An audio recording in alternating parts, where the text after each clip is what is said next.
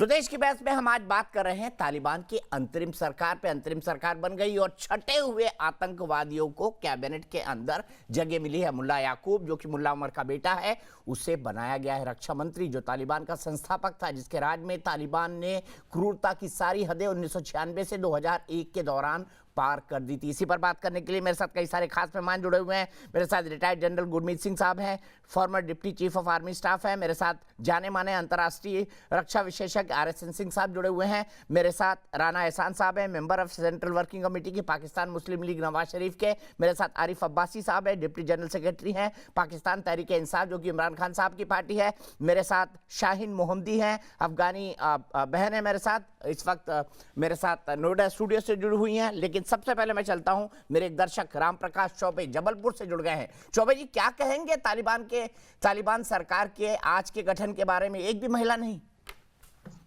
Sir देखिए, तालिबानियों की जो सोच है वो अमूमन महिलाओं के अगेंस्ट है।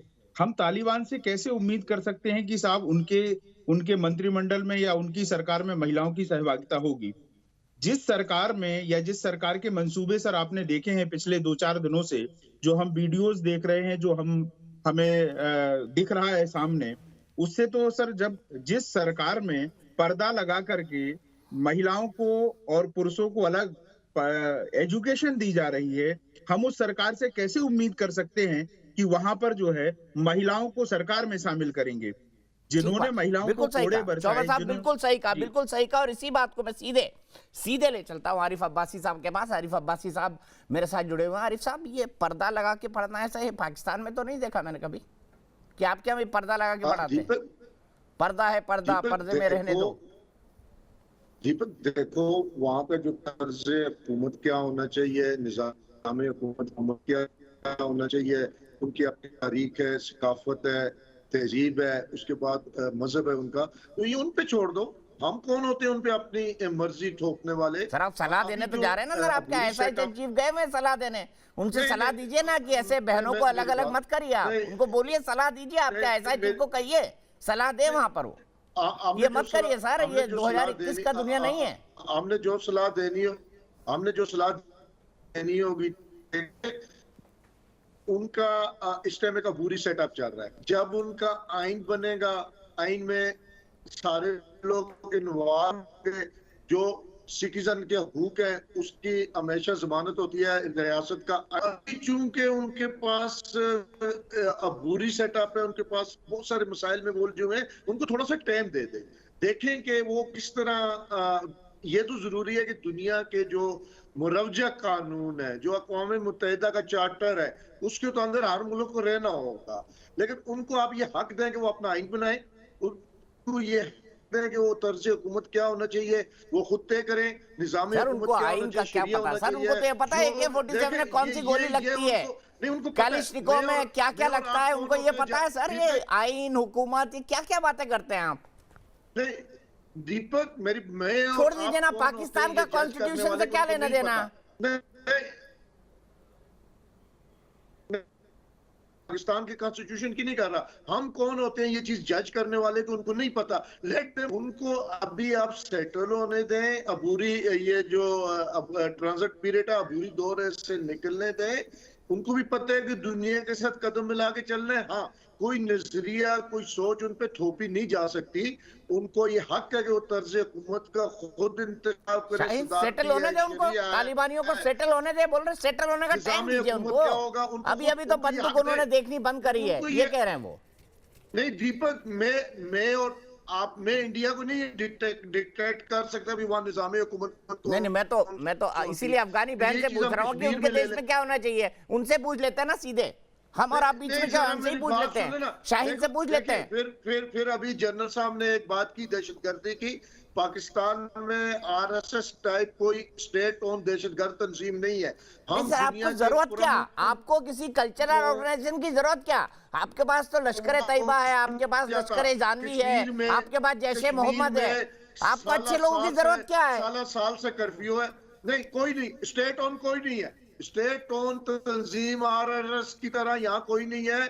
कश्मीरी आरएसएस कौन सी स्टेट ओन है इंडिया में, बताइए ना। बंद है वो। अभी गिलानी साहब फौत हुए, उनका नमाज जनाजा पढ़ने की इजाजत नहीं दी गई। क्या ये आईन इजाजत नहीं देता शहरियों को अपनी मजहबी रस्मात के मुताबिक गुरमीत सिंह साहब, गुरमीत सिंह साहब, देखो इनको याद भी किसकी आती है? इनको याद आ रही गिलानी साहब की। क्यों आ रही इनको याद गिलानी साहब की, ये भी बता दीजिए। गिलानी साहब 6-7 साल से वो कमरे में बंद हो गए थे, निकलते नहीं थे वो कश्मीर की सड़कों पे। सेकुलरिज्म का हम शुक्रगुजार है मोदी के, उसने जो सेकुलरिज्म का अब सुन लीजिए ना आरिफ साहब, सुन लीजिए आप।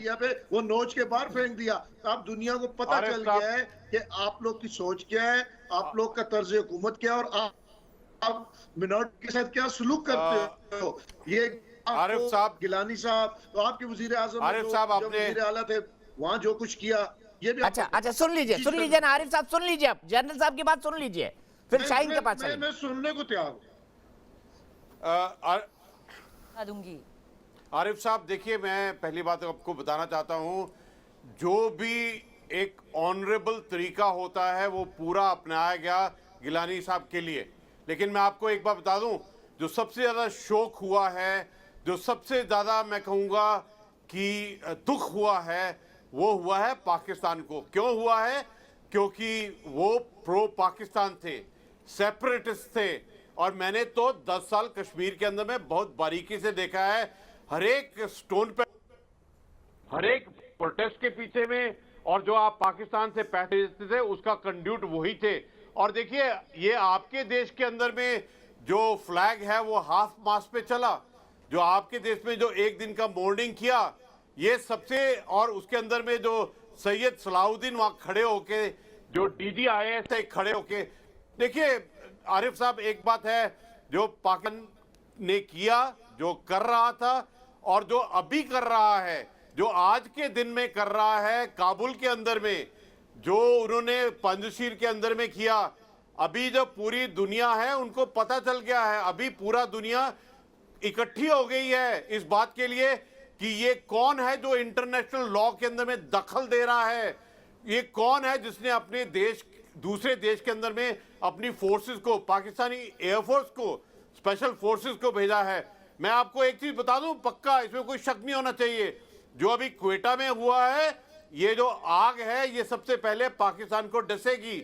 आप लोग बड़ी करते हैं, अमन की बात करते हैं, लेकिन ये जो चुनौती है, ये जो थ्रेट है, चैलेंज है, ये सबसे पहले पाकिस्तान को डसेगा। और आप देखते रहिए आने वाले समय के ऊपर में क्या असर होगा। ये जो हथियार वहां से आपने लाए हैं ना अफगानिस्तान से, ये जो टेररिस्ट वापस आएंगे, जो 20,000 टेररिस्ट भेजे थे आपने, ये जो आपके लड़ाकू आएंगे वापस, ये जो आपके टेररिस्ट ऑर्गेनाइजेशन आएंगी, मैं बता रहा हूं आपको, जिस प्रकार वो आग लगाएंगी, ये आप इस प्रकार ये झूठ बोल रहे हैं, अमन की बात कर रहे हैं। शाहीन के पास चलते हैं। शाहीन, क्या तालिबान को अफगानिस्तान का आईन बनाने की इजाजत देनी चाहिए? जल साहब रोकूंगा मैं आपको, मेरे पास सिर्फ 1 मिनट बचा है, मैं चाहता हूं आखिरी कमेंट शाहीन देकर जाए। अगर पाकिस्तान का आत नहीं है, जो लीदीज अपने आज़ादी क्यों मांगते हैं? ये लीदीज का जो आप खुलेआम देखते हो रोड और सड़क में, क्यों अपने आज़ादी मांगते हैं? वो इसलिए कि पाकिस्तान दिखते करते हैं, कहते हैं कि लीदीज को बिल्कुल निज़ाम में लीदीज को बिल्कुल इंसान मत समझिए। क्यों?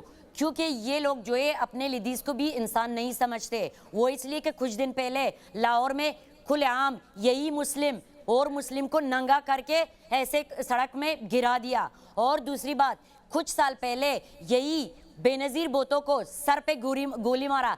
इन लोगों का दिखते होते हैं कि यहाँ अफगानिस्तान पर भी ऐसे हो जाए, मर्द सालारी हो जाए। हम अगर अफगानिस्तान में हैं या इंडिया में या लंदन में या कहीं पर भी है, अपना शरीयत अपने जगह पे रखा है, कोई भी नंगा नहीं घुमा फिरा है। अगर इस्लामियत यहीं पर मैं आपको रोकता हूं क्योंकि मेरे पास वक्त इतना है। मैंने सवाल पूछा था क्या तालिबान को मान्यता देना उचित होगा? 98% लोग कह रहे हैं कि नहीं, तालिबान को मान्यता नहीं दी जानी चाहिए। ये 98% देश के बहस के दर्शक कहते हैं। फिलहाल एक ब्रेक, लेकिन न्यूज नेशन एक ऐसा चैनल है जहां पर खबरों का सिलसिला कभी नहीं थमता।